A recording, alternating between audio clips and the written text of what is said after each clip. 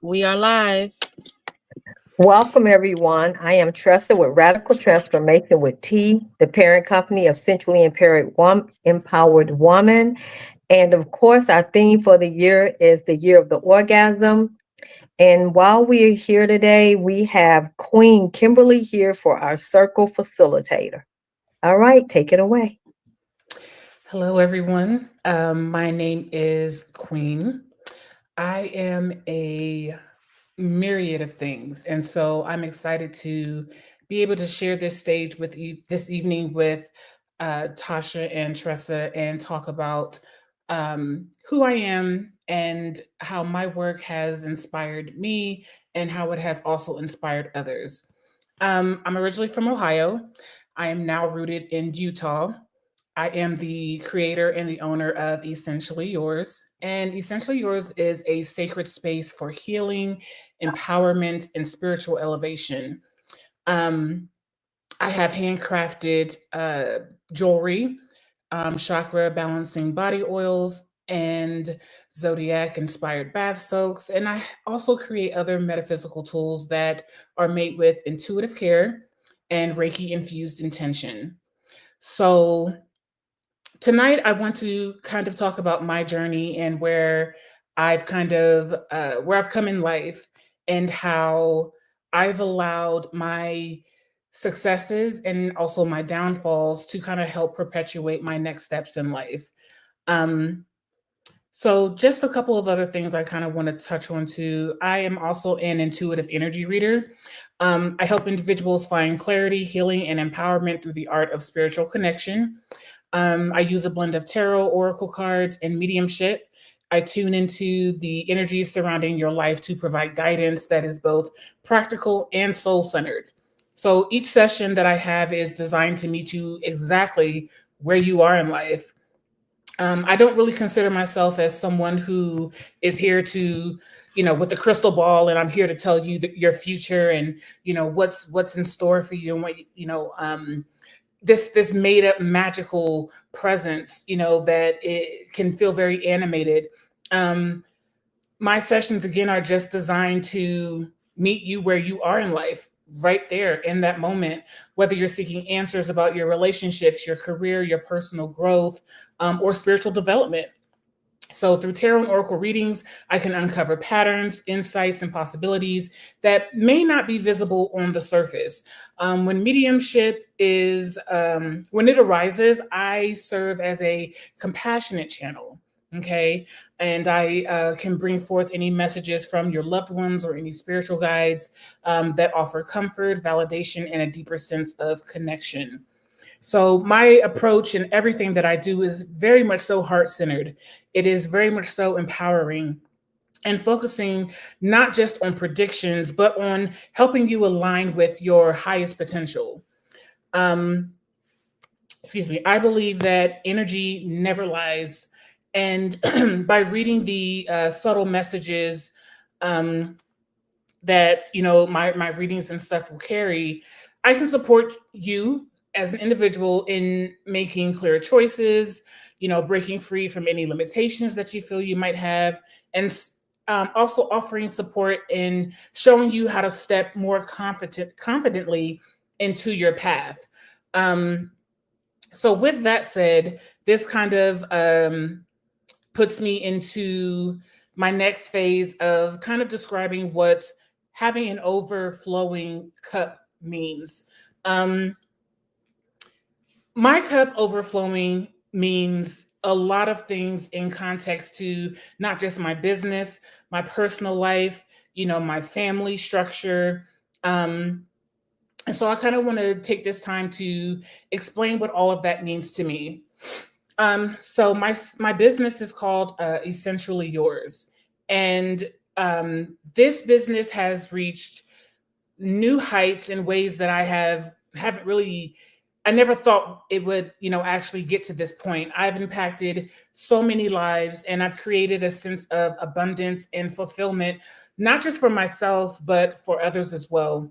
Um, I want to talk about a time where I used to shy away from my spiritual abilities and my gifts. And I used to feel that my gifts were a limitation in some form or fashion. And I used to think that um, I was this weird child, or I didn't quite fit in with my surroundings because I was able to have foresight, or this sixth sense, so to speak. But it took a lot of growing and learning through so many experiences in my life to actually bring me to the point where I realized that the gift that I actually have um, is something that's only God given.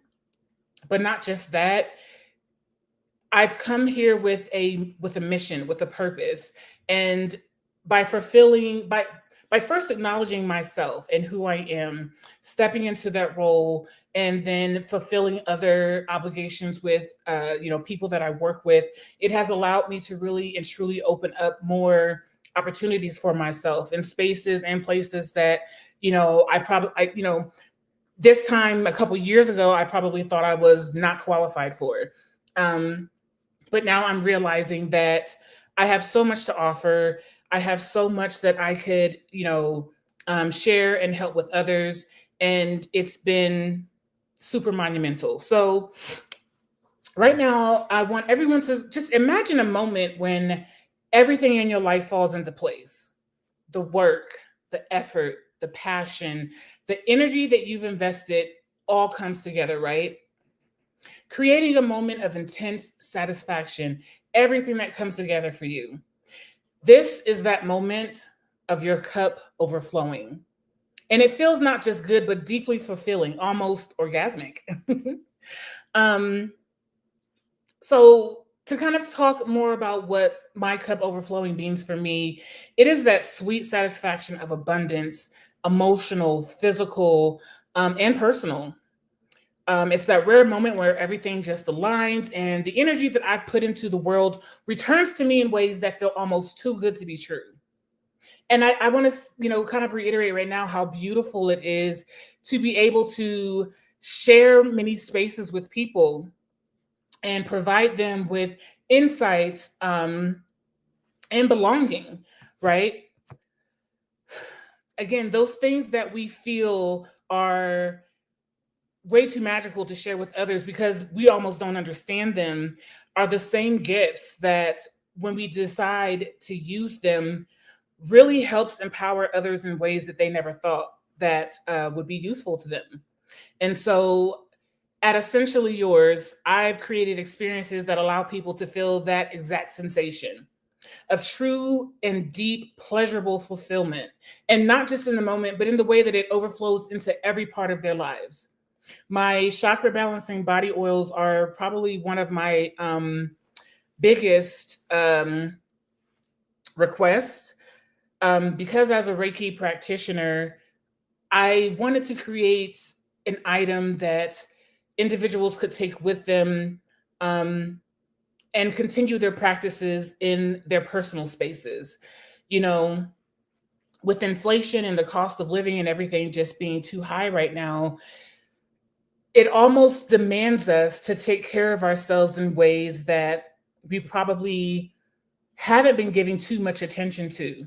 But also, in that, the services and the products and things that we need can feel overly expensive because our immediate needs, lights, gas, water, food, seem to overshadow or overcrowd those energetic needs.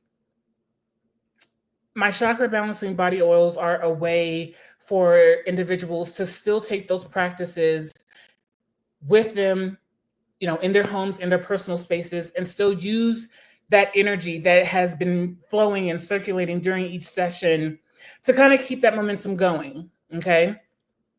Um, so I want to also think of, some other little scenarios here, right?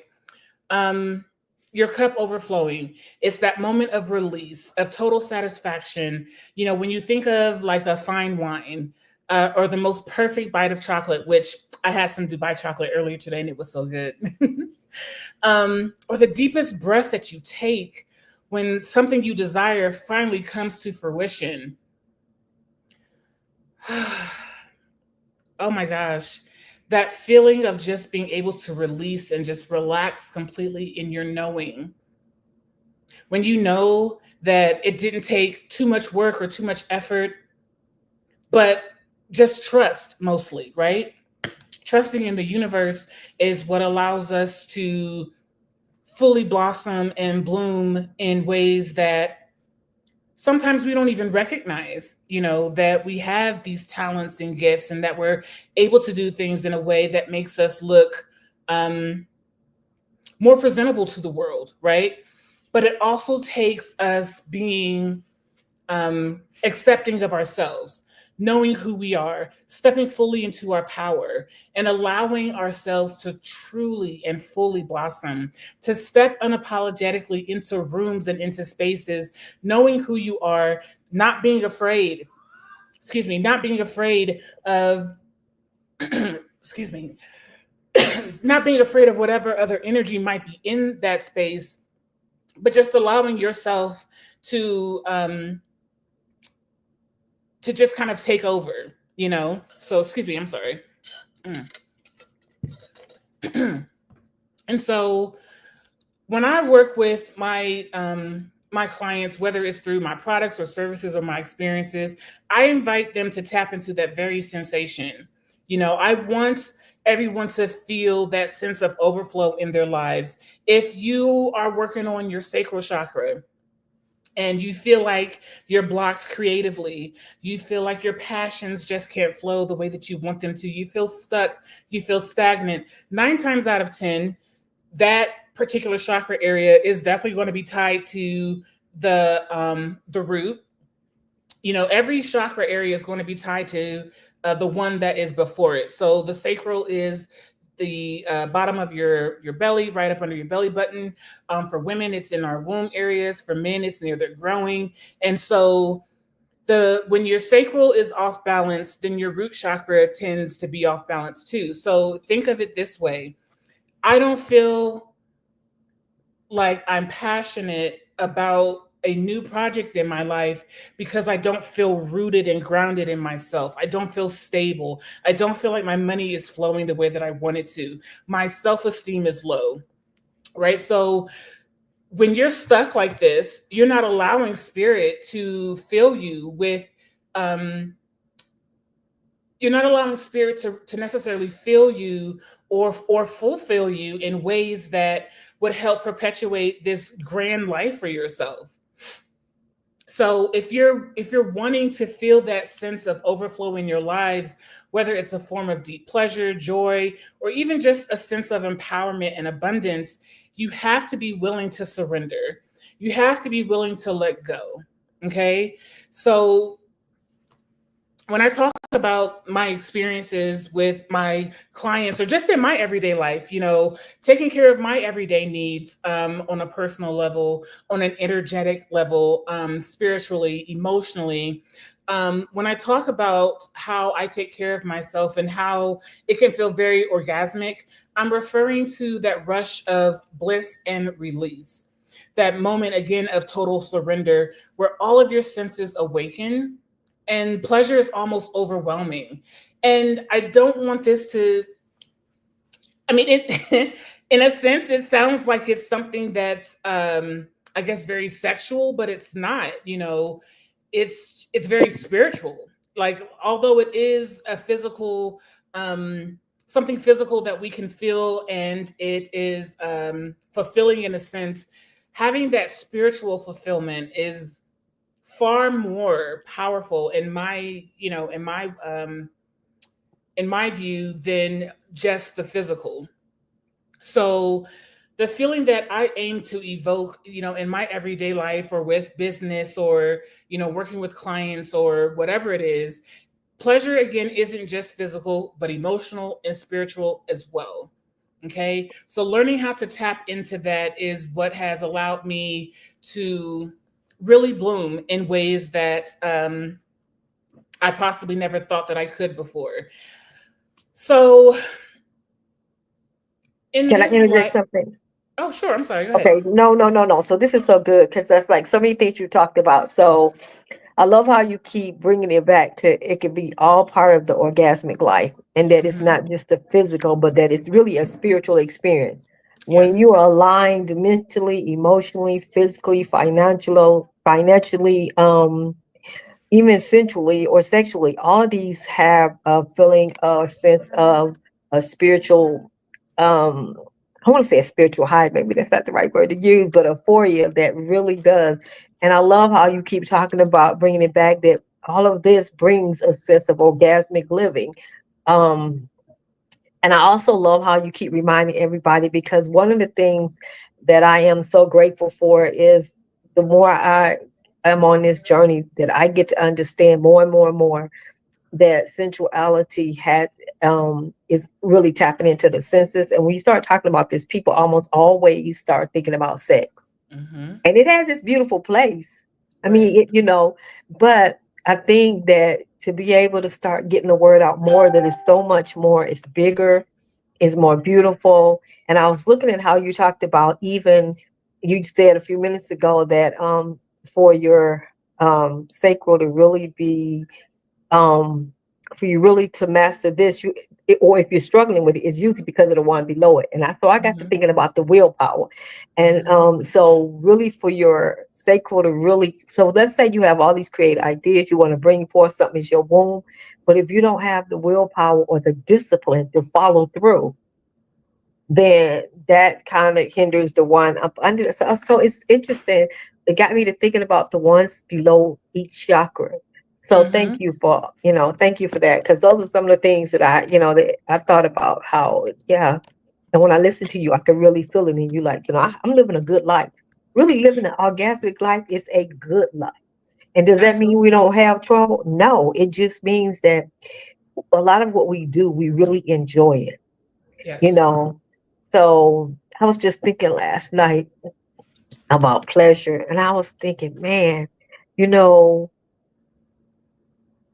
it's just, it's like a mission for me to advocate for it because we all, men and women, but I usually work with more women, just really getting that idea that if pleasure could be like health, like having a healthy lifestyle, having Hmm. and add pleasure to it because pleasure is a big part of it. It just means that we just really enjoy what we do no matter what. And I love how you kind of broke down the sections. So keep going. I'm just like kind of interjecting because it's exciting to hear you talk about it.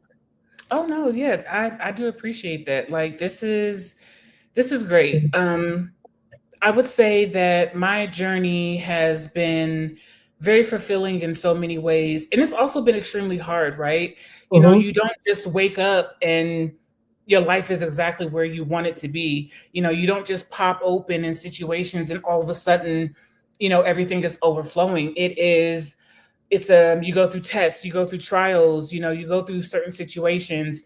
And in human design, I am a generator and also a 3-5 profile. Um, and so for me, my experiences are what create a foundation for me. And there's that saying, you got to go through something to get to where you're trying to go to. That is a real thing for me in my life. Mm-hmm. um, some people can read a book and that is all the information they need. But my curiosity in life is what allows me to say, well, reading it is not just enough. I need a little bit more. Like, how can I experience this in a different manner? And it's so crazy that, I'm someone who's not afraid to go through tests and trials and it didn't work out. Okay, well, I guess we're on to the next one. You know, Oh, I if that love choice, that. if that situation doesn't work out, guess what? There is still room for growth. As long as I wake up every day, as long as I'm still breathing every day, I can still make another choice. I can still move in a different direction, one that may be more beneficial for me. So I would say that overflow of your cup really starts to show through self awareness when you focus on your personal growth, whether again it's through learning, healing, or pursuing your passions. Your life starts to overflow with the richness of your experiences. You begin to feel more complete, more in tune with who you truly are. And the overflow could actually manifest as confidence, joy, or a sense of peace that radiates outward into all areas of your life.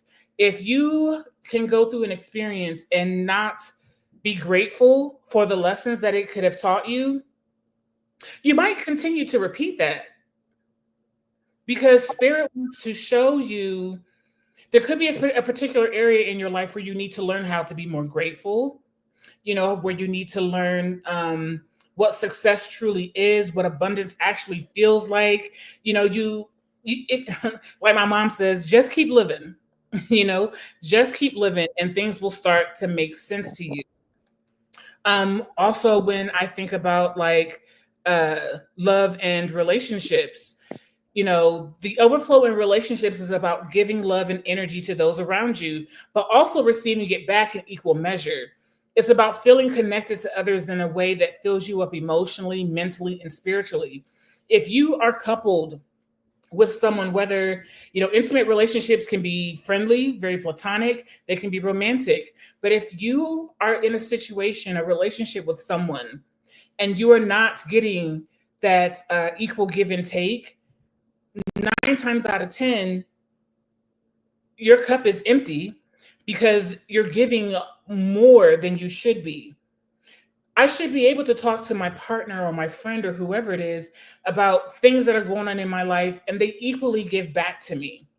Romantic relationships, as well as friendships or family dynamics, when you give freely, whether it's your time, support, or affection, it creates an environment where that energy can come back to you. Your cup overflows with love and understanding, and you begin to experience deeper, more meaningful connections. This This is over, so true. yeah. And one of the things that you talked about was, and I'm trying to remember because I'm working on just listening without like, so probably I should do get a pen at times because I am really working on listening without trying to think about what I want to say. But when I really focus and listen, like sometimes I forget what I want to say. But it's kind of around the thing when you talked about the experiences that we had. Mhm. And all of these different experiences that you talked about that's possible and the learning from it, even if we can just find in every experience, even if we're not necessarily looking for the nugget because there's always something there, but Mhm.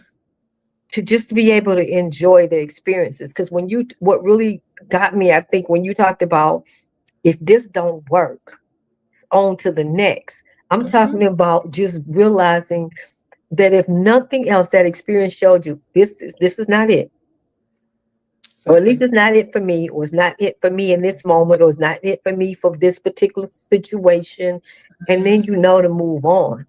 Exactly. So just having that sense of, yeah, okay, so that makes sense. And it's interesting because when I heard you talk about you're a generator, I'm a manifested generator as well. Okay. I don't know about some of the other things because I haven't Uh-huh. really gone that deep into it, but I am as well. Mm. And I was just listening to one of my mentors the other day, and she was like, "You got to feel into it," and that's what I hear you saying. Everything that we want and desire, we got to feel into that experience, like feel into it. Yes. Um, so yeah, this is keep talking, but this is really good because I want the women, because one of the things about being a centrally empowered woman, or one of the things about this being the year of the orgasm, like it's we have to do our work. Like, Yes. we're I think what's happened is not that we all don't have that sense of um fire or passion or whatever it is, or because we all have a sense, whether it's intuition or, and I always think of those things like there's a physical aspect of and there's a spiritual aspect of it. So whether Mhm. that's, and I always try to connect both, but we all have that, but we also have to connect to it, and that's the work. It's not like it's something that we gotta almost do in a way, but if we Mhm. connect with the truth of what each one of those things represent, we find that what we want comes a little bit easier because we're in the flow instead of going against it. Boom. That right there. Absolutely. And just to kind of piggyback off of that, I wanted to say when you find yourself Again, giving too much of yourself, right? At work, with your own families, your relationships, you continue to empty. Who's filling you back up? How do you learn how to fill yourself back up, right? And so now I want to talk about being sensually empowered just for a little bit, because I'm glad you kind of brought that up, because we can kind of segue into that. Being sensually empowered means being in full ownership of your body, your desires, and most importantly, your voice. I have been doing a lot of throat chakra related work over the past 2 years, and also sacral too, because again, that gut feeling as a generator, if I'm not feeling it, if it doesn't resonate with me in a sense that I feel like I truly can own this situation, I should not be doing it. Right. So, learning how to, one, not let other people overstep your boundaries, but also you not overstepping your own personal Mhm. boundaries. When you do that, you continue to empty out your cup. You continue to give away your power, right? And to the point where you leave yourself depleted. So how does one get back to that space of embracing the power within themselves? So it's not about tuning in, it's not about tuning out to what makes you feel alive, connected, and whole. Excuse me, it is about tuning in, but not about tuning out, okay? To the things that makes you feel alive. Sensuality isn't just about sex, it's about your senses, your presence, and the way you move through the world with intention and confidence. We Yeah. have to be intentional in everything that we do. And a lot of times, for those of us who may have grown up a certain way, like with a very heavily religious background, there's a lot of taboos that we have to kind of break through in order to feel connected to ourselves. We are Yes. taught from a young age that our bodies don't belong to us. We're That taught from a belong to young age. Jesus or the Listen, man. yeah, And we're gonna go there, and I'm gonna let you finish. Either it okay. belong to Jesus or the man. And Hmm. the man supposedly your husband, but still, once you get that husband, it ain't yours. And the same thing Right. to Jesus with Jesus, like he owns your body. Like when Absolutely. do it's kind of like a woman that wakes up one day in a marriage and say, "Damn, when was my turn?" Because I served everybody. Mm, that's so true. Like, society often teaches women to be modest, to be quiet, or disconnected from their bodies. Sensuality is wrongly labeled as like shameful or too much. Um, and then there's the flip side, right? Those of us who want to reclaim our sensuality, it's considered an act of rebellion, right? Of healing. But most importantly, it's self love. It When we is. reclaim, yeah, when we reclaim our sensual power, we take back our negative, we take back our narrative. Okay. And that's how we are able to stop the flow of that river, right? If you can just like imagine, a river that's inside of us that keeps wanting to, release all this. I got to make sure I'm here for this person. I have to make sure I feed my children. I have to make sure I'm screwing my partner. I have to Yeah. make sure I get this assignment done for my boss at work. But I want to reclaim my own power. I want to take back my narrative. Okay. And how do I do that? So knowing the difference, first of all, between sensuality and sexuality is most important. Sensuality is how we feel. Remember that feeling we talked about earlier about our cups overflowing, that Hmm. abundance, that success, that pleasure. That's also related to our sensual pleasure. It's the warmth of the sunlight, that kind of, grazes our faces when we're outside. The texture of silk, the smell of, essential oils and fresh herbs. And, it's about engaging in the senses, right? So when you practice being present, being able to fully sit with yourself, right? And practice being present with yourself. Allow all of your senses to be fully engaged. Take, and even you can start small. I know, I'm part of the ADHD community, and so I can easily get distracted in situations, but learning how to practice self-discipline, okay? Oh, that's a Even big if one for me. it I'm learning that because when I really start, I mean, I didn't really realize how, in some areas, I'm probably more disciplined than others, but there's is, certain things I'm really starting to realize, my life could probably be a lot more fuller in the way that I desire if I had more discipline. yes. Like, right, being clear what I want, and then being disciplined, because sometimes we think it's the thing, it's not supposed to be there, not gonna happen. And sometimes it's just a matter of us just not being disciplined enough to even hold it. You know how people want, like they say, people win all this money in the lottery, Hmm. and a lot of them, it be gone in a year or two. They were not a vibrational match, and a lot of them probably had no discipline. They spent all the money, and you spend more than you bring in, or more than you bring for value for what you could use. Then what happened? You depleted. Yep. Absolutely. And so, essentially empowered woman will not deplete herself. She's not going to wait for someone else to bring her pleasure. She cultivates it in herself through presence, through awareness, through embodiment, through living. And she lives in her body and not just her mind. Yes. We have to be deeply present. We have to learn how to walk into rooms and own our energy, right? We can't be afraid to take up space physically, emotionally, energetically, spiritually. Our presence is so magnetic. It doesn't scream, it just radiates. Yeah.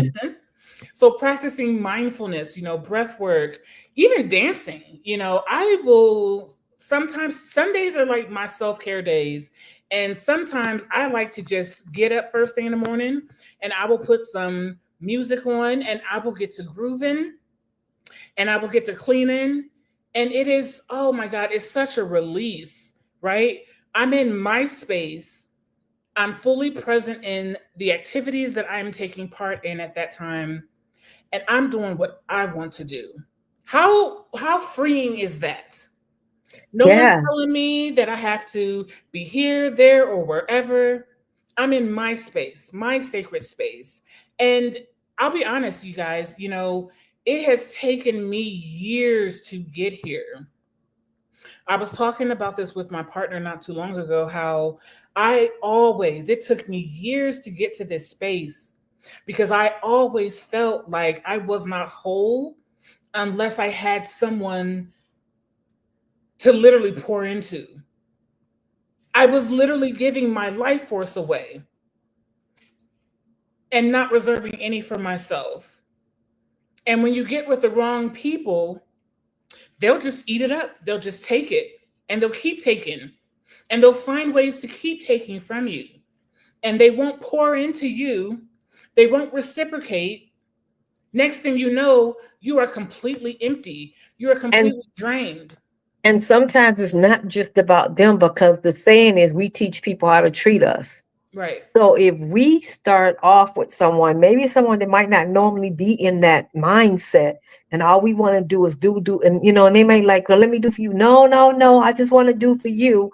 And before you know it, we've trained them, and then we get offended because they don't do it, whereas before they would have. And I'm not saying it's right or wrong, but right, I'm saying that, of course, I'm saying what you're saying is correct in the sense that it has to be reciprocated, or it's going to be out of balance. But sometimes we've got people in our life that just didn't know what to do, and all they knew was to take. That's how they grew up. And then we've mhm, had some in our life who would have reciprocated, but we kept saying no, no, no, and so we taught them this is how we want to be treated. And then we get mad if they go to somebody else and we don't work out, and we see them doing all these things for that person, and we're upset.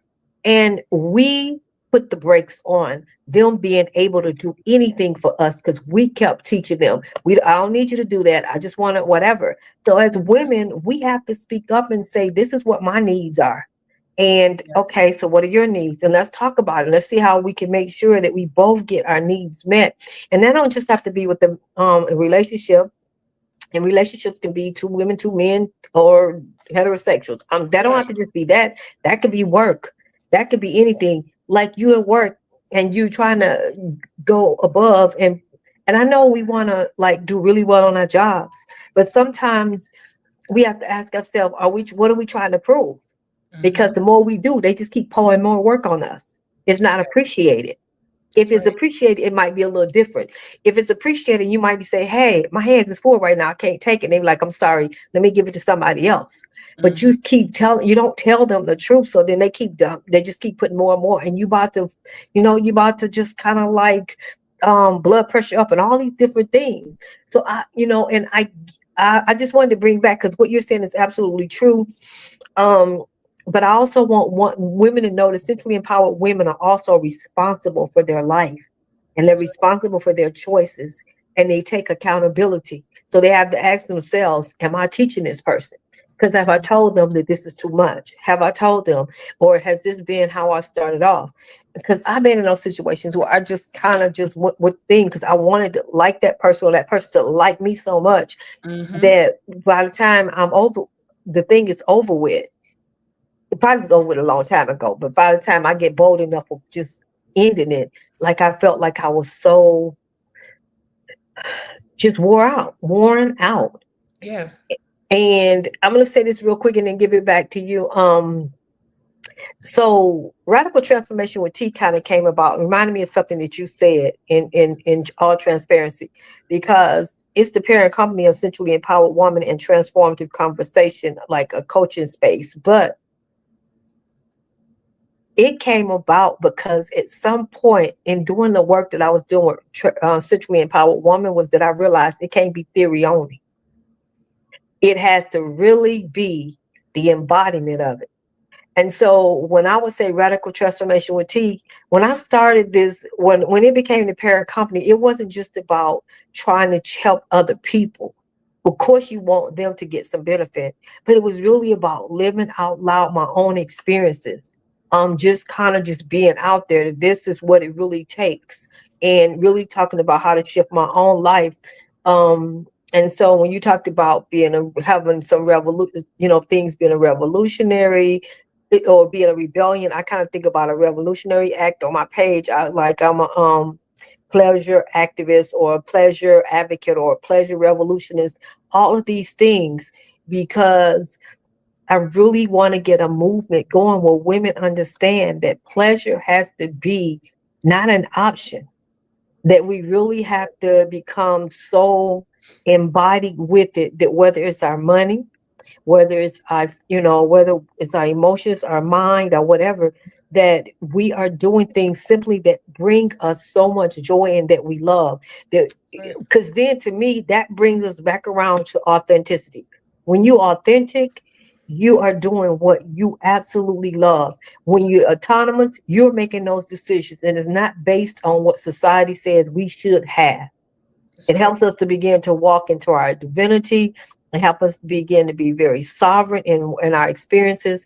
And so a lot of these things I knew in theory, but as I start doing this work, I begin to understand it's going to take more than that. It's going to really take a lifestyle and embodiment. And so um, I just keep doing the work.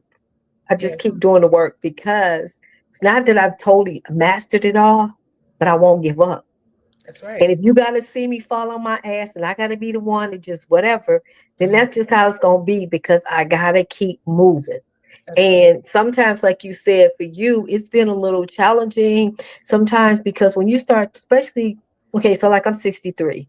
So when you start talking about sensuality, most people think it's sexuality, but even when you start talking about that, people have different things. Some people grew up and as old as I am, well, I don't like to use old as I am, but the elder or the crone that I am, Mhm. there's women like my age still don't want to talk about it, not comfortable with the conversations. For a variety of reasons, women have all of these things that kind of um, keep them feeling like they stuck. Mm, And um, I think too, also we start thinking about sensuality again because people think about sexuality, they think about they don't see it as sacred. They just kind of think about the fucking and that can be a good experience. Don't get me wrong, but they right? don't. Right, you know what I'm saying? But it's But not they don't. everything. But they don't bring it all in where it's so much more, where it can Yes. be just a liberating experience. Exactly. I absolutely agree with that. And to kind of go back to what you said about are we teaching people how to treat us? Um,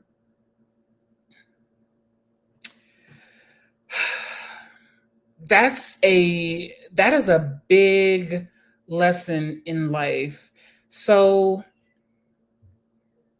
there's this saying, treat people how you want to be treated. I kind of agree with that, but I don't, Okay. because people want to treat you how they want to treat you, whether you treat them good or not. And the reason why I know that is through my experiences of being an empath, dealing with narcissistic tendencies in other people, and how there are literally people out here in this world who are seeking, those nurturers, those healers, so that they can break them down. Right. And so I think we take our empowerment back, especially us empaths, by learning boundaries, right? Yes to you and no to what doesn't serve you. Yes. Okay. Understanding and knowing that no is a complete sentence. I don't have to explain myself any further. And it's okay to say no. It is okay, because here, it's not rejection, it's Right. redirection. Okay. So you have to learn that you have limits, and that by me communicating what my limits are, I can communicate them with grace but firmness, and still be soft and empowered. Okay. And talk a little bit about that, not rejection. Talk a little bit about it's not rejection because it's redirection. Because I think sometimes people don't fully understand that. And one of the things that I will say really quick before you go there is if you really understand the power of no, Mm-hmm. then you don't have a problem when people tell you no. Usually people have a problem with people telling them no when they don't understand the power of no. Because if I understand it, then I know I'm willing to tell you no if I don't want to do it. And I also know because I'm willing to tell you no, there's no way I can be willing to tell you no and truly understand its power and get offended when you tell me no. I Correct. might not like you telling me no, but at the end of the day, I have to understand, damn, I wish she would have told me no, but I know she have a right, just like I have a right. And I think sometimes it's easier for us to have that issue with people telling us no because we don't want to tell nobody no. Mm-hmm. No, and that makes a lot of sense. I think the biggest thing is um, people pleasing, and not knowing when enough is enough. Yeah. And that can be painful, right? Um, again, like we kind of spoke about earlier today, people, we learn from an early age that we have to live this life giving our power away. And if we don't, then, you know, people are going to reject us or abandon us. And I feel like these are wounds that we learn, that stem from childhood. We believe that saying no or expressing our true needs will cause others to dislike us or abandon us or reject us, but not realizing that if they do that, that means that they're not the people that we need to have in our circle. Right. Everyone that you come in contact with does not belong in your life. Um, and so we have to, go through these experiences to realize just what our worth is. When we have low self worth, we feel that our value is tied to what we do for others. Like I said earlier, continuously overdoing it. Yeah. I'm wanting to overflow someone else's cup, or pour into someone else's life. But what about me? you know Pleasing becomes a way to feel needed, to feel useful or worthy of attention and affection, which also stems from, again, a childhood wound. Maybe there's a parent in your life who didn't give you that attention or affection early on, and as an adult you start seeking it through your personal relationships. Mm-hmm. um, People pleasing also stems from fear of conflict. Confrontation can be very uncomfortable or even Ooh, terrifying, right? yes. And so you avoid confrontation by agreeing, by complying, or keeping others happy. In a way, it's almost like being super submissive, even if it betrays your own needs. And that's the word that came to my mind. We don't realize that what we're doing, and every time we don't honor ourselves, is betraying ourselves. Hmm. Like if we know we don't want to do something, but yet we continue to do that thing that we do not want to do, it is a form of self betrayal. We know that we need to be going right and we go left. We know that we keep giving in to everything. It's a form of self betrayal, and the worst betrayal is of you. Like because people can do a lot of things to us and it hurts, but the Hmm. greatest harm to us is when we harm ourselves. That's right. That is so right. I would say trauma and past experiences. People who have experienced emotional neglect, abuse, or unstable relationships, they become hyper vigilant about others' emotions. And so pleasing becomes a way to stay safe in relationships. It's literally a survival mechanism. I want to Yeah. share a brief story about me moving from everything that was familiar to me and uprooting my entire life and moving to Utah, which is like, I why was Utah? You I know, was thinking the same thing. I was like, is there any black people? Any black people there? which is everybody's question, right? Um, there are absolutely black people here, and I will say, since I've moved here, it's continued to grow. Okay. Um, it's not overflowing. Of course, there is still a lot of stigma here. There's a lot of trauma here too. It's very religious. There's a lot of things that are rooted within this state. But there's also an energy that people like us bring to kind of help even out the flow. Yeah. Um, so there are definitely black people here. There's definitely people here who are rooted into making changes within the culture and stuff here. And so it's beautiful being able to see how that has changed in a lot of ways. Okay. So just to kind of keep going on that, trauma and past experiences, I would say that it took me uprooting my life and moving to a space that made me completely uncomfortable in every sense of the world, in every sense of the word. Being completely uncomfortable was the only way that I learned how to deal with myself. I had to step out of boxes that felt familiar. Because, see, when you're in spaces that feel like home, when things start to go awry, you know who to call, you know who to talk to, you know how to do everything but talk to yourself or deal with yourself or rely on that spirit within you that helps redirect and guide you, right? So I'm in a space where I'm with people who don't look like me, who don't talk like me, who don't act like me. And I literally had to come face to face with me and realize, ooh, am I the problem? Am I the drama? Has it been me all along? Now, granted, my trauma and the things that I have experienced, yes, have been done to me by other people, but it doesn't take precedence in my life, and it should not allow me or put me in a space to where, oh, people and the things that they've done to me is all I've ever known. I can't heal. I can't become a better person. Just because something happened to me doesn't mean that it's, this is like, how do I explain it? You know, something can happen to you. You go through situations and different traumas and experiences. They happen to you for a specific reason, right? And a lot of times it's happening for your good, for your betterment. Not saying that people deserve trauma or they deserve to be mistreated, but a lot of times, again, we come here with a purpose, and there's certain things that we have to fulfill. Like, how else do other scholars and gurus know the formula to living an authentic life?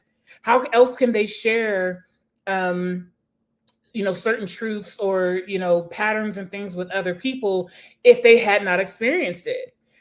So some people are naturally more empathetic or emotionally intuitive, and others feel discomfort strongly. Helping or pleasing others can feel like the right or natural thing to do, but we have to learn how to reserve some of that for ourselves. It can And be very difficult. Go ahead. I'm sorry. I'm sorry. I just wanted to just try to jump in. Even when people feel like it's the natural thing to do, something inside them, when you're in touch with your intuition, knows that no matter how natural it is, like it may be natural for you to be an empath or natural for you to be a medium or natural, but there is still a part of you that knows when you've gone too far, or Yes. when you don't know something and maybe you need to say to somebody, you know what, I don't know the answer to that, let me whatever. So there's a part of us that even when it's natural, when we're in tune with ourselves, really know, like even Hmm. we're not sure what that is, we just like something don't feel right, like, Yeah. so that's a part of like really kind of getting back into in touch with ourselves, like I said, the body. So we definitely, it is a beautiful thing, because I feel like you too, that we all came here with a purpose. We all came here. And I feel like when we get birthed into the universe, it's almost like an amnesia and sometimes just a clouding over, because, and I also feel like we choose the parents that we have.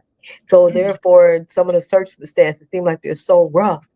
But when you're able to get through those, they are perfect for why you were here. Mhm. They're perfect to lift you up. And so I feel like you were talking about that some things happen to you, but I always feel like things happen for us. Even when we don't understand what they are, they happen for us. So this is good. This is very good. So you moved and you found in yourself something where you couldn't depend on everybody else. I had Now to you had to look at you. solitude. Yep. I had to make space for solitude. I had to get really uncomfortable. As someone who has a very anxious attachment style, codependent, I come from a big family. I, have dealt with rejection and shame and, feeling neglected my entire childhood. That, I was that person who was seeking fulfillment through others. I was looking for other people to fill my cup, whether it was my relationships, my friendships, whatever the ship was. I Yeah. was You was expecting about to that jump on that fulfillment. ship and ride it on. Yes, yes, absolutely. And so codependency made me feel like I wasn't worthy of anything outside of um codependency made me feel like I wasn't worthy of loving myself. It made me feel like I didn't have the tools that I needed, that I had to get it from someone else. I had to depend on other people. I need you to make me feel affirmed in, the things that I might feel about myself, but do you feel that way about me? Because if you feel that way about me, then it's okay. No. No. I had to release shame to feel that discomfort around pleasure or desire and ask, whose voice is this? So I Is it have a mine or someone else's? And that's a good, and because I have a quick question. So, and then that's where when you said that, that made me think about. And so then, what would you say to the women, because who, like for me, was there was so many years. Again, I'm 63, but probably at least 2/3 of my life where I felt like I always wanted to be somebody else but me. Mm, Absolutely. Always. I was always trying to imitate this woman, this woman, this woman, not realizing what I saw in them was something I wouldn't even know what to name it if it wasn't already in me. But at that point, I didn't know all of that stuff. And so I always wanted to be somebody else. I did not want to be myself. I didn't like myself. So what do you say to these women that how they can get to a place? Because some of them may be where you were, and some of them may be where I were. They were just like they had no clue and totally clueless mm, about who they were. Maybe they mhm. don't like themselves. What would you say to them to help them to start making some changes around um moving through the shame? Or and again, some of the women may not have no name for any of it. They just know, I'm so unhappy. This is I couldn't have been born for this. um they just have a lot of, like you said, different traumas and things that you kind of mentioned and stuff like that. What would you say to them? Oh, this is such a beautiful topic. For the first time in my life, and I swear I thought I would never get here. For the first time in my life, I am so at peace with being alone. And I'm not lonely. Now, I think the human, as you know, we all have human experiences and we all, as humans, want to be in spaces with others. But when I want to be with someone else or when I want to be around other people, I go to the community. I go to community events. I find myself going to spaces where I don't have to feel alone. But I'm not lonely. And I can be in my own space in my room and sit quietly and read a book or watch a good movie. I'm Netflixing and chilling by myself. And you know what? It is the best feeling in the world. But this is not something that happens overnight. So, some of the things that I had to do, I had to get to the root cause of why I felt like I couldn't do things on my own. Once I figured out that I had an anxious attachment style, I was very codependent. I, was people pleasing, and I was taught that everything outside of me was better than whatever it was that I felt within my own self. I literally was not That's honoring real me. right there. It is. We were taught, some of us are taught to not honor ourselves. Well, I want to do this, but if they want to do that, then I guess we'll just go with that. Don't trust yourself. Exactly. And so the first thing I had to do, like standing up for yourself can be very tough, especially if you're in like a traumatic relationship, right? You're dealing with someone who constantly tests your boundaries, who constantly tries to overshadow you or overpower you in so many ways. One day you have to say, you know what? Screw you. I'm taking my power back. As painful as it is, there's just this deep desire, this knowing inside of you.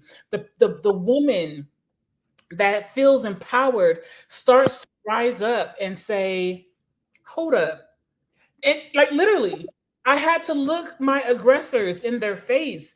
I had to look my adversity in the face and say, I'm so sick and tired. I don't know where to start, but I'm gonna start right here. So reconnecting with myself in ways that made me feel empowered. Touch, smell, taste, sound, sight, slowing down. What is like getting to the basics? Go to a park, go for a walk. Movement was how I was able to release energy within my body that I no longer needed. And it felt good. So moving my body intuitively, dance, stretch, things of that nature, noticing shame and being able to release it. Also, in doing that, in releasing shame, you have to be gentle with yourself. It took years for you to get to the space where you were not honoring who you truly were. And it might just take some time for you to get back to that space of, or get to the initial space of saying, okay, this is where I want to start. This is who I am. This is where I want to be. So being gentle with yourself, that saying Rome wasn't built in a day. Well, neither was your trauma. Yeah. So it takes some time to unlearn and relearn, to reparent yourself, right? It, and be gentle with yourself in that process. You might slip up. Things may not go the way you want them to. You might forget some things. You may get triggered because I still get triggered. And Yeah. regroup. I have to say, you know what? I know exactly what this is. My body feels uncomfortable because if you're really intuitive like I am, you feel that trauma or you feel that trigger in your body somewhere. For me, it's in my gut. I'm a generator, so I'm going to feel it right there. My seat of creativity. And I want to say something too. And because we've been socialized, each of us individually, but whatever it is that we're working through, because that's been our norm for so long, that oftentimes when something better comes along, it feels abnormal and Mm-hmm. it doesn't feel good. So oftentimes we find ourselves sliding back to what quote unquote feels good because the newness that we're learning about don't feel good. Like, and so we have to remember that too, that sometimes that new thing that we're learning about ourselves or that we're seeing or that we're sitting in, it doesn't, the drama's not there. The Yeah. the crazy energy is not there. Everything is energy. So, it's the crazy kind of energy and you use and so and then when like the smooth flow of that type of energy versus the zigzaggedy energy that's just all over the place. We've gotten used to that, so it doesn't feel normal. It doesn't feel good. So we have to begin to realize that we have to begin to normalize Mm-hmm. what feels good and unnormalize what doesn't feel good. Like normally, if you put your hand up to something that's hot, you might bring it back. But if It's you true. keep putting your hand up to something that's hot and you get used to that temperature, even if Mm-hmm. it's burning your skin and burning the flesh off of you, you might not feel it because you're so used to that temperature. So we Mm-hmm. have to, and that's one of the things that I was just kind of thinking about when you was talking, that yeah, we got to unnormalize the Mm-hmm. things that don't serve us. And That's right. also I also like to remind the women out there that every decision you make today, um, you will see it in your tomorrow. And so, even though it may not feel like it, and you just making all these different choices, and one day you look up, and though each one of those choices kind of led to another choice to eventually lead you into the direction that you want to go. That's I right. also want to say to these women too, and because when I've done substance abuse counseling and stuff like that, I tell them, there's a thing called ground zero where we start, like where we are right now, like wherever you are. But how you got there is kind of like if you feel like you're going in the wrong direction and you need to go back to the other direction, understand that if you went 10 miles out of the way, you had to go back 10 miles to get back to the right spot that you need to be for you to go into the. So, like if you started at your house, but you went 10 miles out of the way, you'd have to come right back 10 miles to start at a Mm-hmm. new space.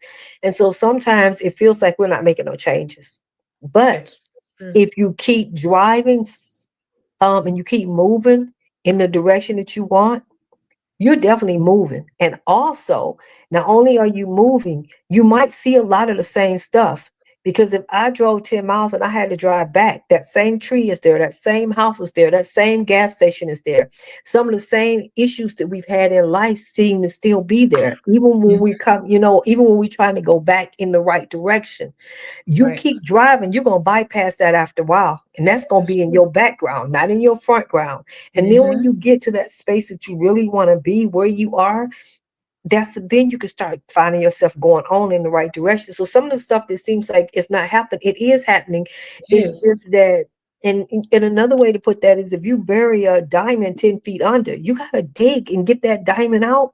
Well, you still got to dig all that's dirt and stuff that you put on top of it. You got to go back and dig it out. Mhm. And so sometimes for us, it seems like we're hard on ourselves. And you said be gentle. Got to be. Sometimes we are very hard on ourselves, and we have to understand whether we understood it, whether whatever our situation, once we decide that we want to change, we have to be gentle. We have to remind ourselves, this has been a place in my life. Like there's some places we're good in, but this has been a Mhm. place in my life where I've kind of gone in the wrong direction. So I need to bring myself back to a good starting place. And one of the good starting places is, like you said, knowing what's going on, knowing, like, for example, that you were codependent. That's a good starting place. So Mhm. but you saw yourself go all the way to the right and realize, dang, I've been going this way, being codependent. So now it's my starting place. I got to get back to that. So you bring yourself all the way, work yourself back to here. You're looking at this and you're getting an opportunity to say, do I want to repeat this again? Or do I want to leave this? And That's so right. then you start going in another direction, in the opposite direction, and you keep working. And sometimes things, like you said, will pop back up. They will. Sometimes, right, there's levels to it too. Sometimes it's just Absolutely. levels to change. And so when you're going through something, and okay, so like, have you ever heard about people say, so I'm gonna use this Bible verse, or Bible a little bit, where they talk about the Bible and they was like, they read it, and then the Mhm. longer they've been in walking with God, they said each time they read, they get something different out of it. That's Well, true. that's kind of like our own, the levels to it. Like when you're dealing with some healing in your own life, there's levels to it. And as you begin to elevate yourself in a different space, that particular thing might show up again and again in a different space. But that's because there was levels to it. If you dug, and you kept putting that on you, like for me, like I said, for years I hated myself. It took me a long time to stop, even when I started doing all this work. That was Mhm. one of the hardest things to do, Yeah, and was was finally accept that I was enough. And that don't always feel comfortable either. it doesn't. Like trying to say, hey, I am more than enough. And like I said, that's kind of how radical transformation came, because it was in the mind. And now it's like it reminds me that you cannot parent centrally empowered woman, trans. You can't be a coach. You can't be none of those beautiful things without being being that lifestyle that you want, that you talk about. I have to be the embodiment of all the things that I keep talking about. And so it just keeps reminding me I got to do my own work. And I also want to say right there too, we have to do our own work. Yes, absolutely. Um, and also think of it this way. Think of think of you going to sleep at night and you wake up the next morning. It's a brand new day. Yes. You can set new opportunities for yourself. You can decide how you want your day to go, right? So that's kind of how it is with this healing journey. Um, think of it as you literally reparenting yourself. Like if you were a child, or if you had a child, whatever the case is, you may already have children, but you look at that child and you say, if you were me, which you are, but if Yeah. I were you, how would I want to navigate this situation? How would I want to talk to myself if I were you? And um, you have to take a step back. You have to take a step back.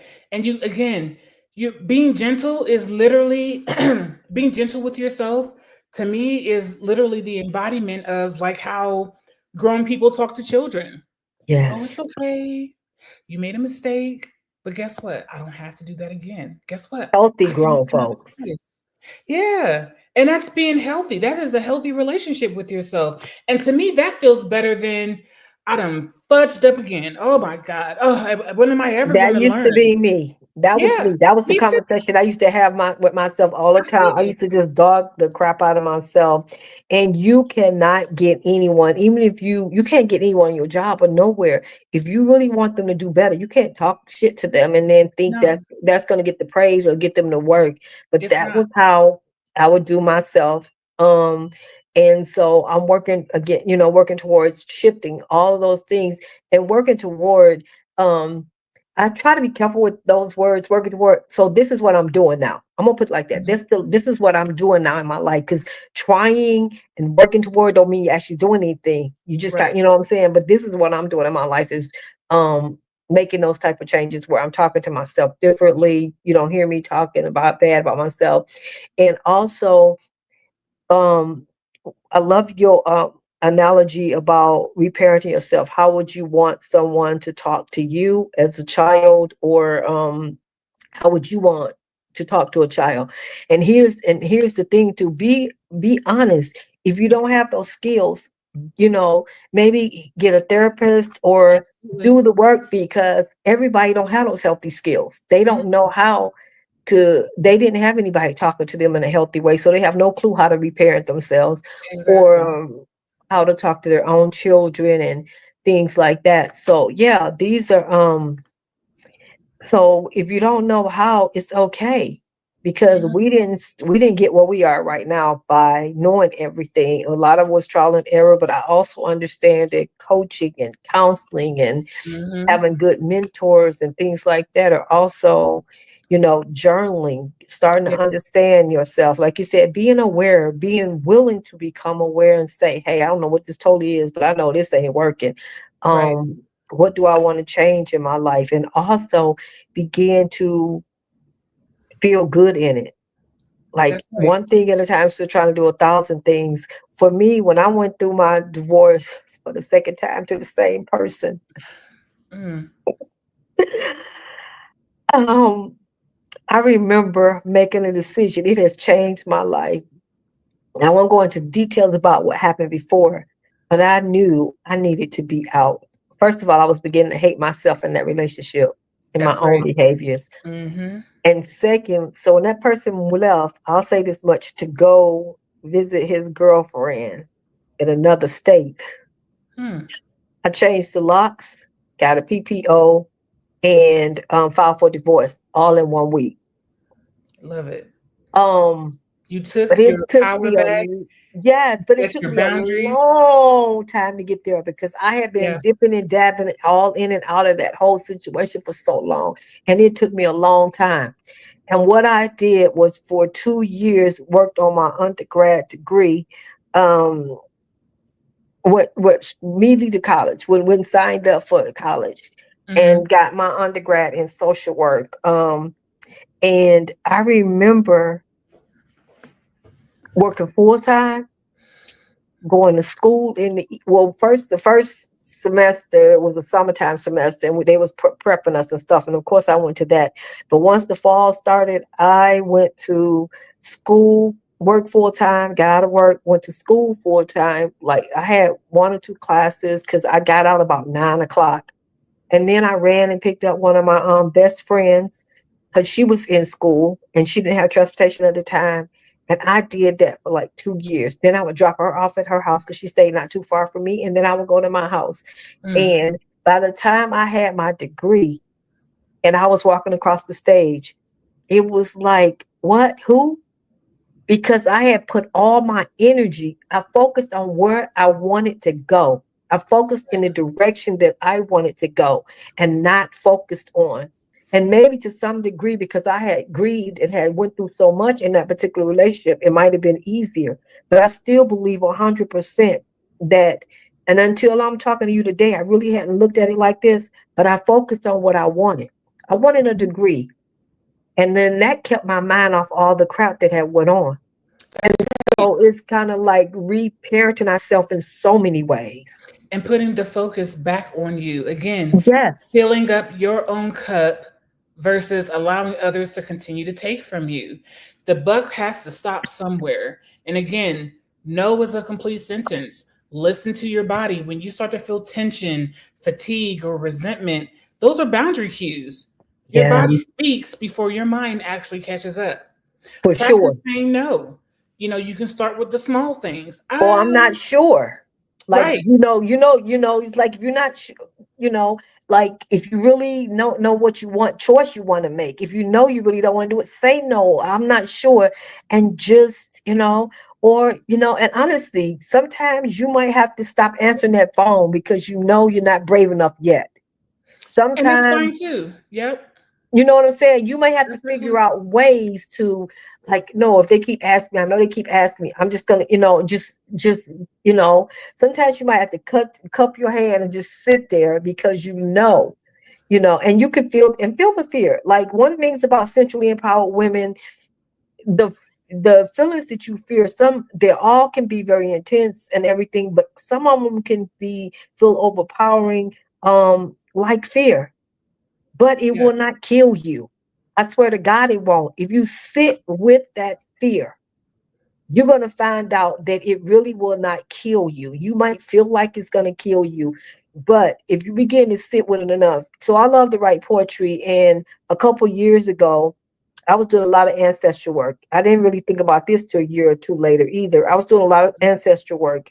And one of my ancestors, and when I say some of them were actually my ancestors, and others were African American ancestors that had died. And so one of them wrote poems, lots of poetry, and I had that individual on my altar. Mm. And it was like that whole year I was just writing poetry, writing poetry, writing poetry. And it wasn't until a year later that I realized that that poetry had been a way of me healing and Mm-hmm. just pouring out healing. I had been healing myself through poetry. And one of the things it talked about was um, the very thing of all these emotions, fear, and different things coming to knock on your door, and invite it in, and ask it to have a seat and talk to it. Like, what is it you're here to tell me? When you feel yourself really, really afraid, sometimes you just have to sit in that fear and maybe question it. And what am I afraid of? What is the most that could happen to me? Am I, and talk to yourself and be honest. I feel like I'm gonna die, or I feel like people won't love me. Okay, so they won't love you. So then what? Why? Because the greatest fear of all, or the greatest, when you come down to fear, we think sometimes is people won't love us, but Mm-hmm. it's really, we don't, the fear of loving ourselves. Right. And sometimes even for success, it was, for me, the fear was, if I be successful, more people gonna want me. And I had this real, real, real fear of being seen and in the public, because Mm. I had a fear of being ashamed, or being shamed, or Yeah. not getting it totally right. So if I mess up, people are going to talk about me. And I will say this, the things that you fear the most, if you do not address them, they still will happen in some way. Yeah. And a lot of times, those things that you're fearing, 9 times out of 10, people probably aren't even thinking about it. That's No. you being super hard on you. So, it's so nice to get to a space where you learn how to be sensually empowered by just allowing your cup to overflow, Yes. and also set those boundaries. But most importantly, like I mentioned earlier, just not being afraid to set a standard, no matter if somebody likes it or not. A lot of times I go into situations, I can feel like, oh, I'm a little nervous. I've got this feeling, that feeling. But a lot of times I'm like, you know what? I've got this. I know who I am and I know what I'm going to do. And I just walk into the situation and I get it done. And you just never know whose lives you're touching. So I want to say that there's kind of three things I want to try to, I don't know what time this ends, but You three have things that about 12 more minutes, so you can go ahead. We usually end about 1:30, between 1:30 and 2, but we try to keep it an hour and a half. But go ahead. okay. So there's like three different things that I kind of want to touch on and close with when it comes to this. Sensual empowerment, reclaiming your body and pleasure. Sensual empowerment means being fully in your body, in touch with your senses, owning your pleasures and desires without shame. How to cultivate that? Reconnecting with your senses. Touch grass, as they say. Yes. Notice the smells and the different tastes and things around you, being present. Slow down and feel your experiences. Get you some warm tea, some soft sheets, some breath work, some music, and some movement. I say one of the best ways to get stagnant energy out of the body is to move. Move with it. Go for a quick walk. Just jump up and down in your own bedroom.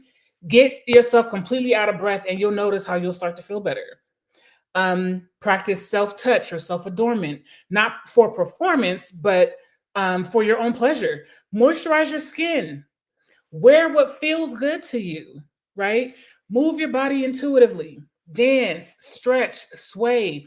Move in ways that feel good to you. Let your body lead. And again, notice and release any shame that you have, and be gentle with yourself when doing it.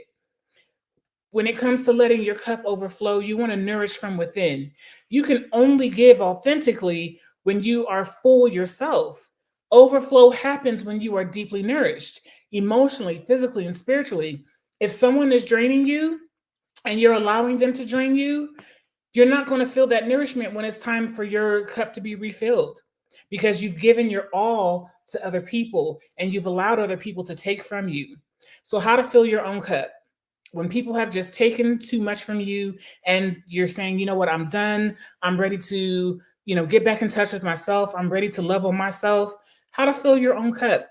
Make space for solitude. I'm telling you, solitude and silence, not just rest, but soul time. Yes. Learning how to be alone. It is okay. It is okay to sit in a room and be by yourself and just be there. Just look at the ceiling. you Yeah. know, you don't have to be in your phone. You don't have to talk to other people. It's okay.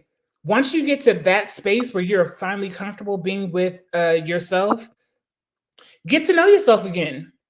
What are your non negotiables? I need to sleep. I need to eat. I need to be hydrated. I might need to dance today. I might need some time in nature. Define what nourishes you. Because when I you start, love that. yes, when you start filling up your own cup, you won't have time to fill in anyone else's. Create a Define what morning, nourishes you. yes. Create a morning or an evening ritual. And it doesn't have to be like productivity based, but grounding. Even 10 minutes can change your day. Start with 5 minutes, start with 2 minutes, wherever you're most comfortable. Start there. That'll help change your day. Before you start your day, you can ask yourself, what is it that I want to feel today? And you can build from there. Say no to whatever drains you, and say no with your chest. Yeah. Say no without guilt. Your overflow is the energy that you offer to others. Your cup is for you. You're allowed, expected to prioritize yourself. This is not about other people. We come into this world being taught that we have to do for others. But who teaches us that we have to do for ourselves? It's a soul journey. It's a self-love journey, and we have to learn to fill our cups. We are allowed to, and we are expected to do that. And the last thing is setting boundaries. Protect your peace and protect your energy. Boundaries are not walls. They are gates. They are loving structures that protect your peace and define what's acceptable in your space, in your bubble. Yeah. How do you set embodied boundaries? Listening to your body. Again, tension, fatigue, or any resentment. Those are all going to be cues that your boundaries are being tested. Or Your what makes you body. happy, Yes, and do it again. absolutely. Whatever makes you excited, start repeating those things. Correct. Practice saying no to the things that do not serve you. And again, you can start with small things, let me think about it. Or I don't think that's going to work for me and where I'm at right now. Or I need some time. Speak your truth instead of blaming or over explaining. And that's the other thing a lot of people will do. They have to over explain Oh, because that's I don't me. want to hurt your Been me. feelings. Not Yeah. me now. Not me now. I want to make that Hey, clear. But that used to be me a lot. yes. Well, I don't want to do this because, I got A, B, C, and D. Okay, it doesn't, none of that matters. I just don't want to right now, or I need time to think about it. I'm not really feeling it right now. This is where I'm at. So when I'm feeling better, I'll let you know. It's literally honoring your body, enforcing, or, trusting that you are allowed to take up space within yourself. You do not exist to make others comfortable. So this is my body. This is my life. This is what I'm deciding to do with myself. It's not necessarily about you. So also being unafraid to enforce your boundaries calmly. Some people, when they first start to feel empowered, they feel like they have to be mean to everyone. You don't have to. If someone pushes you, it's not your job to convince them just to hold, your line. It's not for you to convince others or, um over exaggerate yourself. Boundaries allow you to stay soft without Mm-hmm. being walked on. Now that's true empowerment.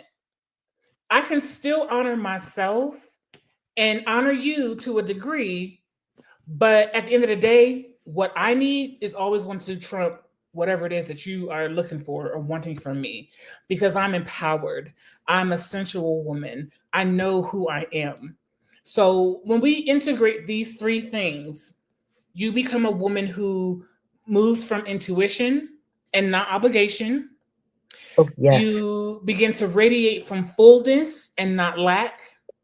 Yes. You give from overflow and not depletion. I have enough reserved within me that I can give you a little bit. I ain't gonna give you all, but you can have a little bit. And I still have some left over for myself. So I'm not depleted.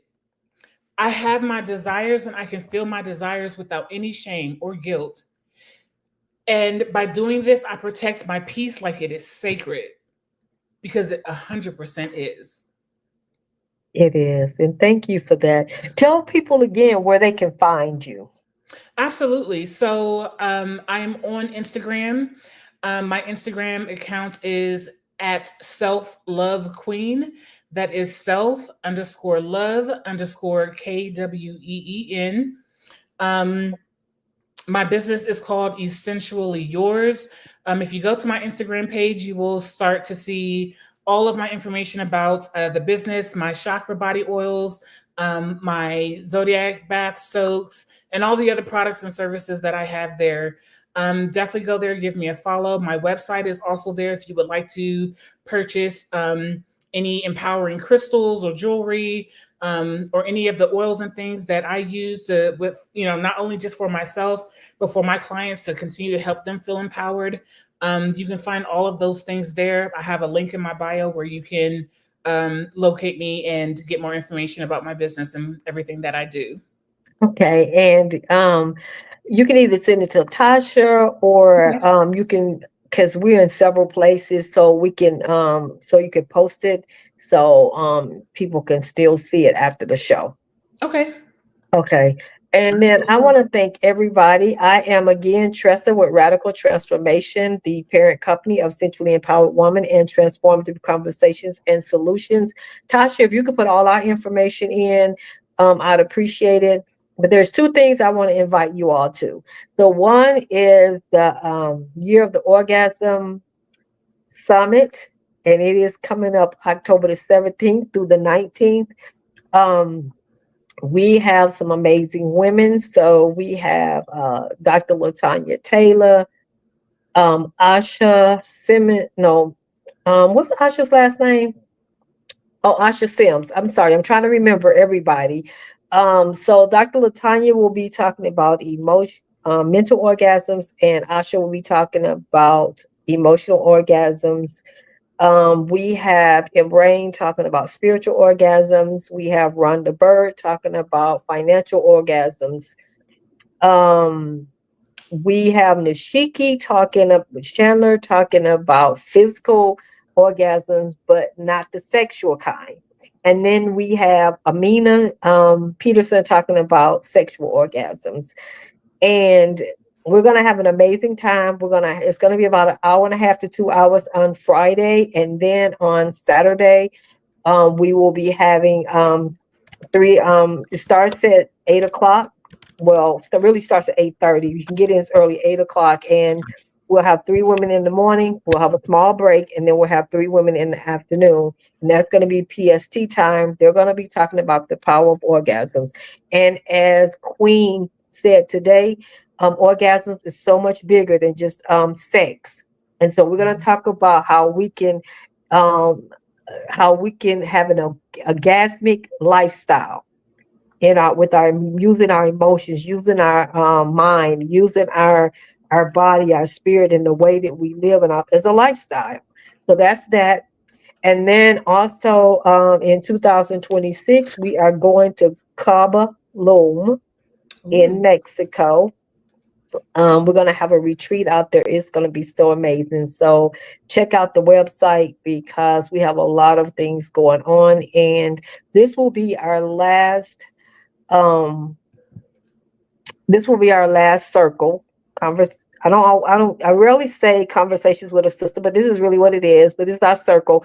But this will be our last circle for the year. And then we will pick back up in January. I am so grateful for everybody who showed up this year, who just participated with us. And thank you, Queen, because you gave us such juicy, juicy, juicy nuggets today. So thank you. Yes, you're welcome. Thank you. This was You're a beautiful welcome. experience. I appreciate it. Oh, thank you. Maybe you'll come back next year. Absolutely. Yes. Thank you. All right, all right, all right. So thank you. And I enjoyed you. And I hope everyone who watched the show will go back even and re-listen, or if you're just coming on and you say, hey, I missed some, go back and listen because Queen did give us a lot of beautiful nuggets and taught us a lot today. So thank you. All right. Goodbye, everybody.